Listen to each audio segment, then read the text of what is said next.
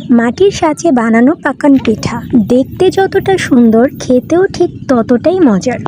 আসসালামু আলাইকুম বন্ধুরা, আশা করছি সবাই ভালো আছেন। গ্রাম বাংলার ঐতিহ্য এবং মায়ের হাতের ভালোবাসা যেন একসাথে মিশে আছে এতে। এই যে মাটির সাঁচগুলো দেখতে পাচ্ছেন, এগুলো আমার মায়ের হাতের তৈরি, অনেক পুরনো। এই পিঠার খামিরটাতে যা যা ব্যবহার করা হয়েছে তা হচ্ছে ময়দা, লবণ, ডিম, চিনি।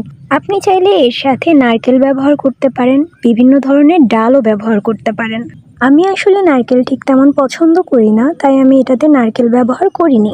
মাটির সাথে যখন ডিজাইন উঠে আসে তখন পিঠেগুলোকে ছোট ছোট শিল্পকর্ম মনে হয়। এই পিঠাটা আমার ভীষণ পছন্দ, তাই মাঝে মাঝেই সাজগুলো বের করে নিজের মনের মতো করে পিঠেগুলো বানিয়ে নিই। এই যে পিঠার সাইডে যে ডিজাইনটা করা হচ্ছে, আমি যখন ছোট ছিলাম, আম্মু যখন এই পিঠেটা বানাতো তখন অবাক দৃষ্টিতে তাকিয়ে থাকতাম কিভাবে এই ডিজাইনটা করে। আস্তে আস্তে নিজেও শিখে গেলাম। জানি না পিঠাটা কার কাছে কেমন লাগে, কিন্তু আমার কাছে তো ভীষণ প্রিয়। সব মিলিয়ে আমার কাছে এই পিঠাটা শুধুমাত্র একটি পিঠা না, এটি আমার কাছে একটা অনুভূতি। গরম তেলে ভাজার পর হালকা মুচমুচে বাহিরের অংশ আর ভেতরে নরম মিষ্টি স্বাদ, এক কামড়েই মন ভরে যায়। অল্প কিছু উপকরণ দিয়ে খুব সহজে এই পিঠাটা আপনারাও বানিয়ে নিতে পারবেন। ধন্যবাদ।